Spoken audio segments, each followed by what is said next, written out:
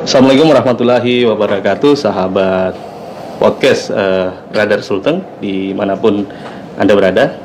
Senang sekali kita kembali berjumpa di acara Radar Sulteng Podcast Show. Kali ini kita mengangkat tema yang salah satunya mungkin lagi happening yang saat ini adalah terkait penarikan snack atau camilan coklat yang sangat digemari anak-anak, yaitu Kinder Joy. Ini suatu yang mungkin bagi sebagian orang tua ini suatu yang menyenangkan ya, karena anak-anak mereka tidak akan merengek lagi di swalayan ataupun di minimarket untuk meminta membeli itu. Tapi menjadi pertanyaan juga, mengapa coklat yang mungkin digemari sudah lama dipasarkan di minimarket maupun di swalayan ini ditarik oleh Badan Pengawasan Obat dan Makanan. Untuk itu kita coba mengetahui lebih lanjut seperti apa dan mengapa camilan ini atau snack coklat ini bisa ditarik dari pasaran. Maka kami dari Radar Sulteng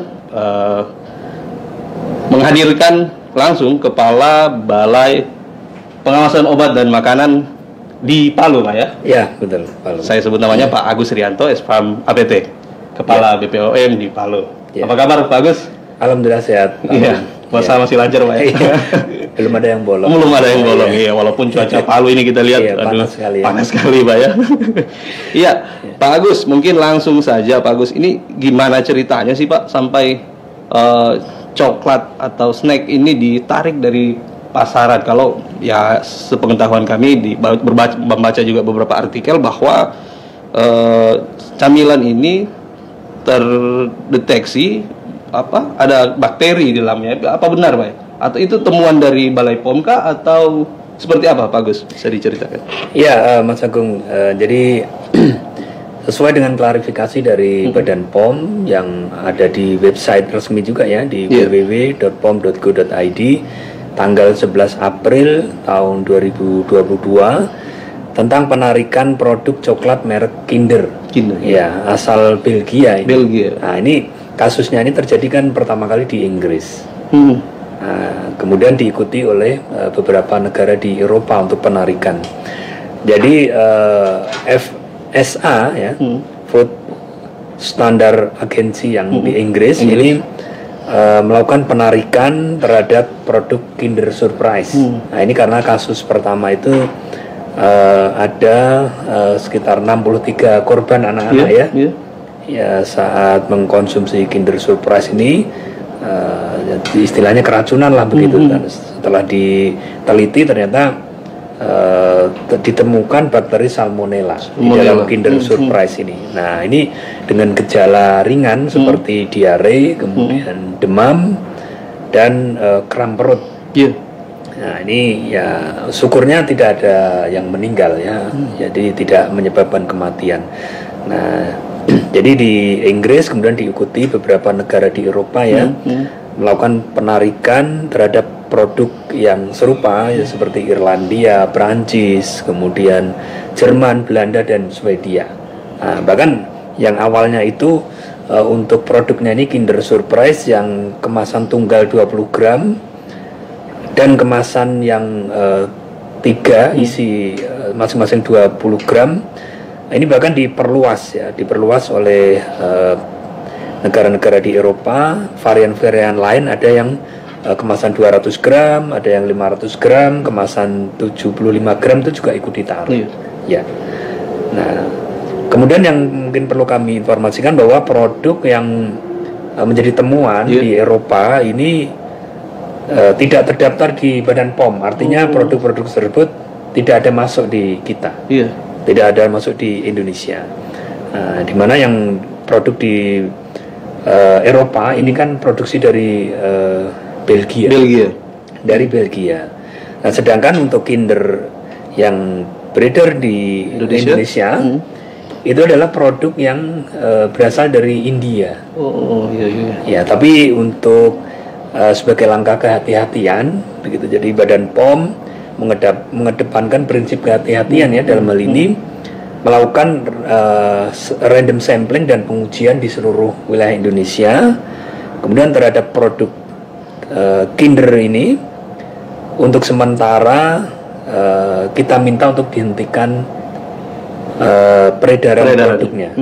Ya, jadi kemarin kita dari pusat sendiri juga sudah menginstruksikan, meminta kepada distributor, kemudian di retail juga yang memperjualbelikan Kinder ini supaya sementara diturunkan dari etalase sampai nanti dilakukan kajian terhadap resikonya terhadap produk tersebut oleh Badan POM. Iya.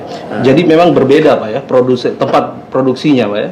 Berbeda. Kinder Joy yang di Eropa dengan yang di Indonesia ini berbeda. Iya, berbeda. Tapi untuk melakukan antisipasi itu maka ditarik. Nah, kemudian pertanyaannya Pak, sampai kapan Balai POM atau Badan POM bekerja untuk meneliti Kinder yang ada di Indonesia ini Pak? Ya, kita harapannya secepatnya ya, karena kan ini berkaitan juga dengan perekonomian ya, pelaku usaha. Iya, betul. Jangan sampai pula nanti terlalu lama produknya disimpan, kemudian kan produk ini kan ada masa kadaluarsanya juga. Jadi khawatirnya nanti terlalu lama melewati waktu kadaluarsa kan merugikan juga terhadap pelaku usaha. Iya, betul. Nah, ini kita memang masih menunggu ya dari Badan POM Pusat. Jadi saat ini masih berlangsung untuk sampling dan pengujiannya. Ya, sampling dan pengujian. Ya, kalau normal untuk pengujian bakteri Salmonella ini memang kita butuh waktu 3-4 hari ya. Iya. Tapi kalau memang nanti ada indikasi ditemukan positif, mungkin butuh waktu lebih untuk melakukan uji ulang. Nah, kita kan harus memastikan secara benar ya. Nah, begitu. Mungkin sekitar 1 minggu ya, mungkin perkiraan saya ya. Tapi kita tunggu juga dari pusat nanti terhadap kajiannya seberapa lama. Ya, kita harapkan yang di daerah, kami mengharapkan itu secepatnya bisa kita dapatkan keputusan. Berarti yang di daerah Pak, yang di swalayan maupun di minimarket, BPOM belum menarik atau mereka sendiri kesadaran mereka untuk menurunkan dulu ya? Khusus di Sulteng kita sudah ya, untuk memastikan bahwa di retail sudah tidak ada dipajang lagi ya. Kita kemarin sudah sempat turun ya di 10 sarana retail yang kita indikasikan ada produk tersebut. Karena ini kan barang ini agak khusus juga, ini tidak semua retail itu punya. Jadi kita indikasikan yang dia punya, kita turun di 10 sarana. Dari 10 sarana yang kita kunjungi itu ada 6 sarana memang yang kita temukan memperdagangkan Kinder ini. Totalnya kita inventarisir kemarin ada 470 piece. Nah, memang langsung kami minta untuk sementara diturunkan dari etalase. Ya. Itu dibawa langsung ke kantor BPOM atau tidak, mereka simpan saja di gudang mereka ya? Mereka sendiri yang simpan. Jadi kita minta mereka sendiri yang simpan dan sementara untuk tidak dipajang dulu. Nah, kalau tidak dipajang kan otomatis ya masyarakat tidak akan bisa membelinya, tidak bisa mendapat. Ya, betul. Gitu. Kemudian Pak, di lapangan misalnya masih ada yang memajang. Ini kan masih ada jeda waktu berapa saat untuk meneliti. Tapi jika ditemukan masih ada retail yang memajang itu atau menjual itu, ada sanksi tidak Pak dari BPOM? Ya. Jadi sementara ini kan sifatnya masih himbauan. Kecuali yang 10 tadi ya. Kalau 10 tadi masih ternyata ada laporan masih memajang ya, mau tidak mau harus kita beri sanksi karena kita kan sudah secara langsung ya, meminta mereka untuk menurunkan. Tapi untuk tempat-tempat lain yang memang belum kita sempat turun untuk memeriksa, kalau memang masih ada, ya ini kita sekalian meminta peran aktif dari masyarakat juga untuk bisa menginformasikan ke Balai POM kalau memang masih ada sarana retail yang memajang. Ya, nanti akan kita datangi secara langsung ya untuk supaya diturunkan sementara. Tapi belum ada sanksi yang diberikan Pak ya? Iya belum ya. Karena ini kan sifatnya masih kita minta sukarela ya dari mereka. Ya. Tapi sampai saat ini di Indonesia Pak ya, belum ada laporan anak-anak yang setelah makan Kinder Joy kemudian dia diare atau ada penyakit lain bawaan ketika memakan itu. Sampai saat ini belum ada laporan Pak ya? Sejauh ini informasinya belum ada ya, baik di Indonesia maupun khususnya di Sulteng ini belum ada laporan terkait Kinder Joy Jadi kalau parameter yang kami pakai ini kan KLB ya, kejadian luar biasa. Artinya misalkan ini ada 2 orang atau lebih pada waktu tertentu ya, dengan kondisi misalkan sama-sama makan ini produk ini terus mengalami gejala yang serupa. Nah ini bisa kita indikasikan itu adalah KLB. Dan sampai saat ini belum ya, yang terkait Kinder Joy ini kita belum dapat laporan ya, belum. Kemudian Pak, salmonella kita sering dengar bakteri salmonella. Tadi Bapak kita menyampaikan bahwa dampaknya diare seperti itu Pak ya.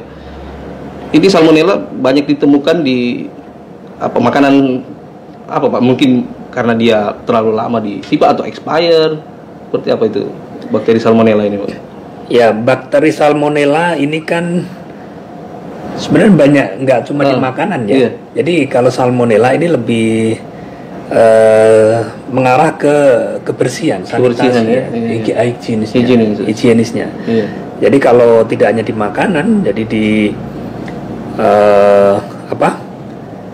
untuk salmonella ini bisa saja dari mana-mana, tidak hanya dari makanan maupun minuman.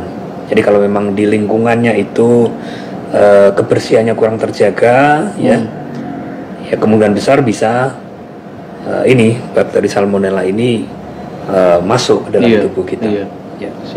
Kalau Kinder yang di Indonesia Pak, ini sudah terdaftar di Balai POM tentunya Pak? Sudah. Ini produk yang dari India ya. Ada beberapa varian ya yang masuk ke Indonesia ini, Kinder Joy, kemudian Kinder Joy for Girl, dan Kinder Joy for Boys. Nah ini yang sementara terdaftar dan masuk di Indonesia. Ini Pak, bukan tidak mungkin produk jajanan lain juga tidak luput dari pengawasan BPOM Pak. Berapa lama itu Pak? Maksudnya berapa periodikah untuk melakukan pengawasan makanan-makanan yang ada di retail maupun di warung dan kios yang dari BPOM sendiri Pak?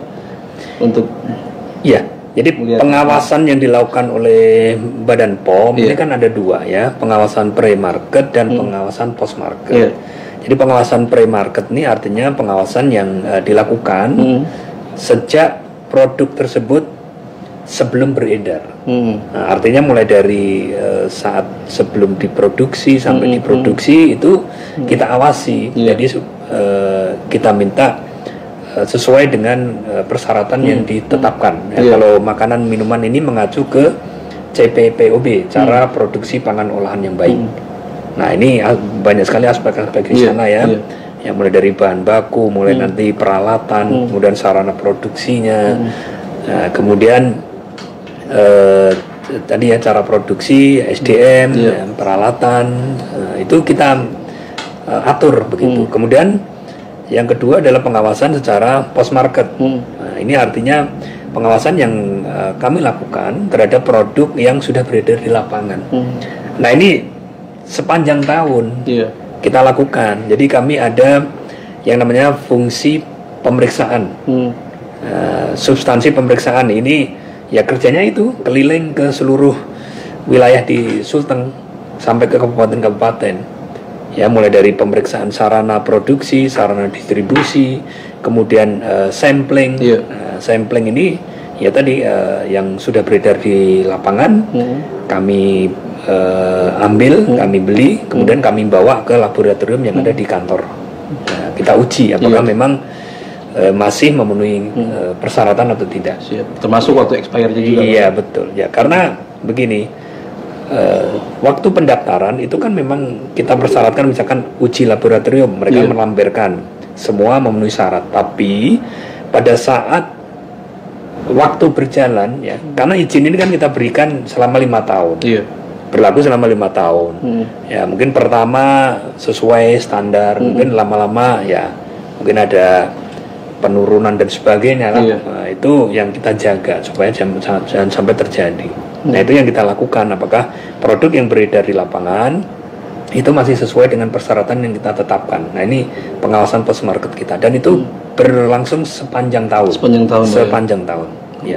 Dan setiap bulan atau berkala setiap berapa bulan sekali itu Pak atau petugas itu nggak berhenti. berhenti. Jadi Pak. hari ini mungkin di minggu ini di Kota Iya, Palu, minggu berikutnya di kabupaten sampai Buol sampai mulai dari Buol sampai Morowali. Nah, sana itu yang kita mungkin yang belum ditahu masyarakat. Ini kan Balai POM di Palu, tapi wilayah kerjanya sendiri semua se-Sulawesi Tengah. ya, se-Sulawesi Tengah. Jadi itu nggak berhenti. Kita turun terus. Mulai dari kan kalau Badan POM ini kan obat dan makanan ya. Iya, betul.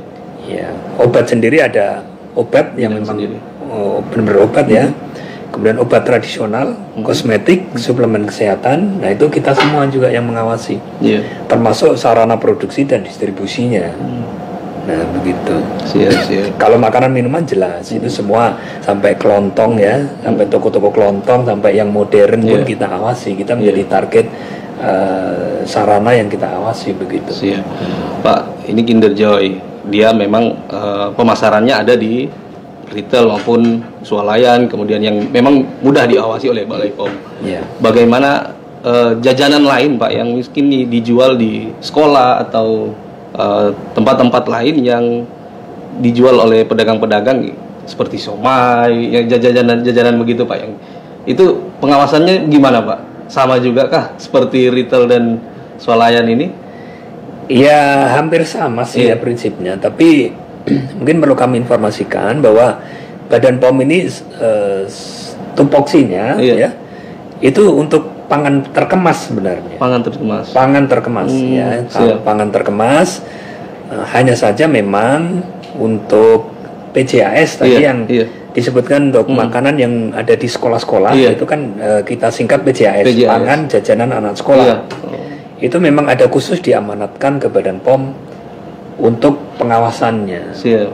Nah, kalau untuk siap saji ini sebenarnya kan ada, kita berbagi kewenangan dengan dinas kabupaten, kota, dengan dinas kesehatan kabupaten atau kota ya untuk pangan siap saji.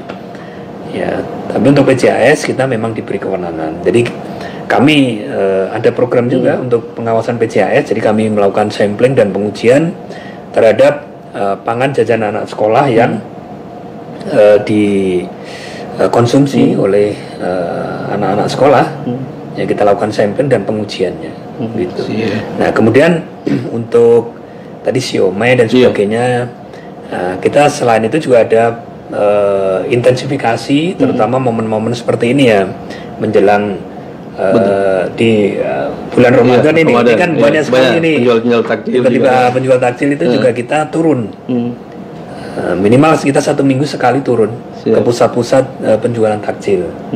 Nah, kemarin ada turun di pasar Ramadan ya, yang biasanya tanggal 2 kalau nggak salah pas hari pertama Ramadan itu yang dibuka oleh Bapak Wali Kota ya. Nah, itu kita ada turun. Kemudian di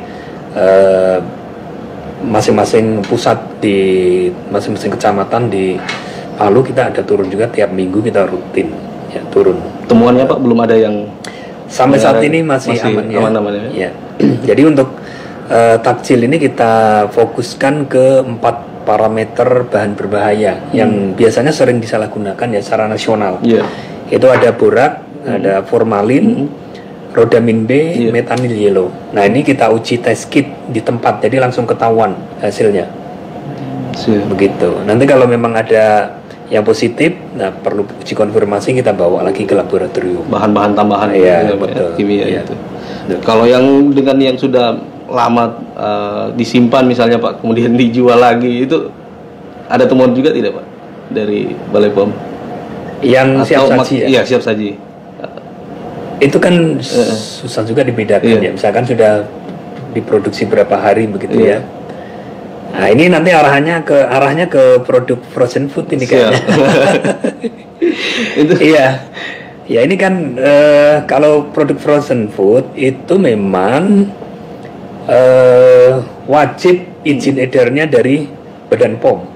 Karena frozen food ini kan kita kategorikan ke dalam makanan berisiko tinggi. Ya, jadi memang perlu perlakuan khusus. Jadi yang saat ini kan ada izin pangan makanan minuman ini ada PIRT itu yang diterbitkan oleh Dinas Kesehatan Kabupaten Kota setempat. Tapi ada yang MD maupun ML itu yang diterbitkan oleh Badan POM. Khusus untuk frozen food itu adalah Badan POM. Nah, kemarin beberapa waktu lalu dari Badan POM juga sudah menerbitkan klarifikasi ya untuk frozen food ini. Jadi umur simpan untuk frozen food yang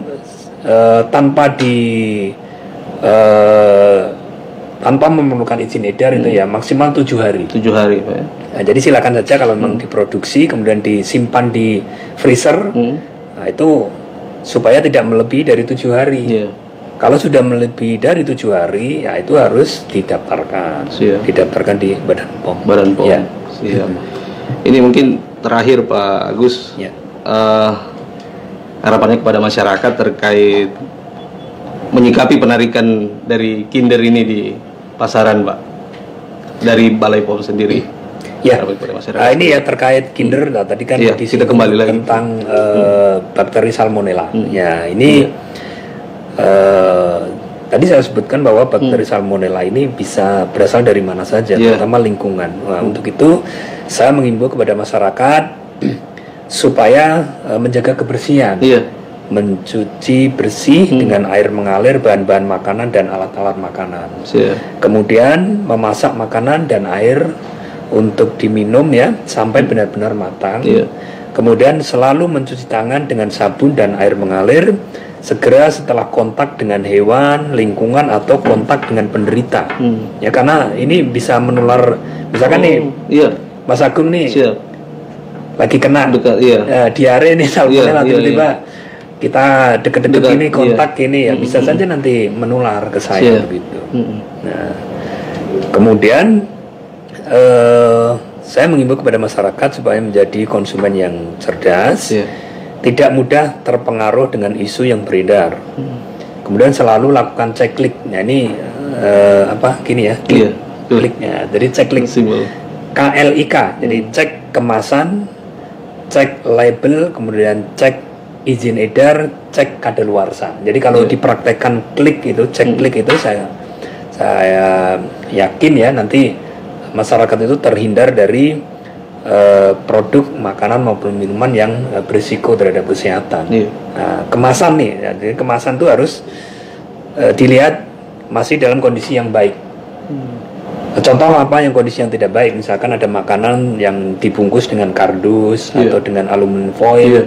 Ternyata ada lubang. Ya kan di sarana-sarana, apalagi yang sarana-sarana retail yang tradisional itu kadang saya sedih lihatnya juga. Makanan itu disimpan tidak sesuai dengan ketentuan ya, mungkin ada langsung di lantai, tempat lembab ya, seperti itu kan berpotensi rusak ya. Ada digigit tikus, nah seperti itu. Lubang sedikit aja itu sudah berarti ada potensi produknya sudah rusak. Pasti sudah bakteri berkembang, jamur berkembang. Nah, akibatnya apa ya kalau dikonsumsi akan keracunan. Gitu. Kemudian cek label ya, agar jelas produsennya siapa, kemudian komposisinya apa. Karena pernah terjadi seperti ini tanpa membaca komposisi, ya, ternyata keracunan. Ada keracunan. Nah ternyata yang bersangkutan ini alergi dengan kacang.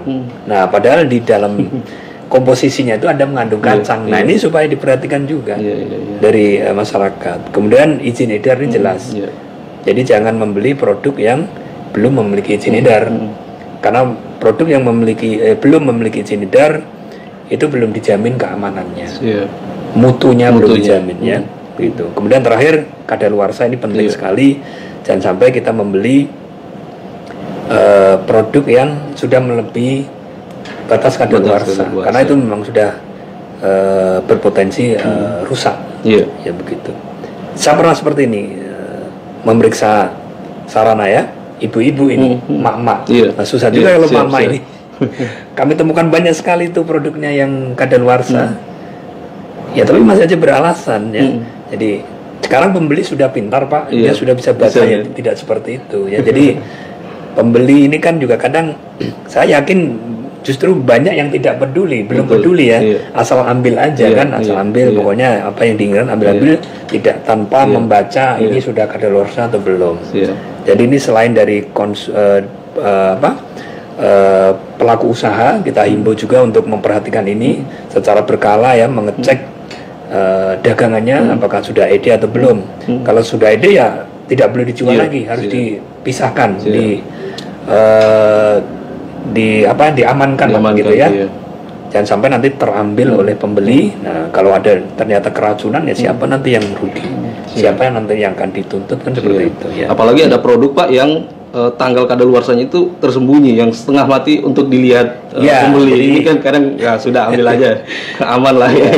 Jadi kadang ada produk-produk yang memang agak susah ya dicari itu kadaluarsanya. Siap. Iya Pak Agus, ini kita bisa tarik kesimpulan bahwa bakteri Salmonella ini sebenarnya bukan hanya pada produk kemasan saja, tapi dari pembeli sendiri ketika tidak higienis untuk memegangnya ataupun bakteri ini bisa disebabkan oleh siapa saja Pak ya, tidak hanya di Kinder ini. Ya semoga lah Pak cepat-cepat kita tahu hasilnya Kinder yang beredar di Indonesia ini apakah aman atau tidak, karena ini orang tua juga kadang untuk menyenangkan anaknya pasti malah mengikuti apa yang diinginkan. Mungkin terakhir ya, terakhir Pak. Penanggung jawab sarana peredaran. Jadi untuk segera menurunkan produk dari etalase yang Kinder ini ya. Menghentikan sementara penjualan atau peredaran produk tersebut sampai produk dinyatakan aman berdasarkan kajian risiko dari Badan POM. Ya, kami harapkan secepatnya ini dari Badan POM nanti akan, kalau memang sudah ada keputusan nanti pasti kita umumkan. Oke lah Pak, siap. Terima kasih Pak Agus. Waktunya di podcast Radar Sulteng. Kita bisa berjumpa lagi nanti mungkin dalam tema ataupun isu yang lebih lain. Jangan bosan-bosan Pak. Oke, baik sahabat podcast Radar Sulteng Show. Itulah tadi perbincangan kita dengan Pak Agus selaku Kepala BPOM di Palu. Semoga dengan perbincangan ini kita bisa memetik manfaat ya, minimal kita bisa tahu keamanan pangan seperti apa. Tadi juga Bapak sudah menjelaskan bahwa tips-tips untuk memilih produk itu klik Pak ya tadi? Ya, cek cek labelnya, kemasannya, label, izin edar, kadaluarsanya. Ya, semoga kita bisa bertemu lagi di lain kesempatan. mohon maaf bila ada kesalahan. Saya Agung Sumanjaya, jurnalis Radar Sulteng, izin pamit. Assalamualaikum warahmatullahi wabarakatuh. Terima kasih. Salam.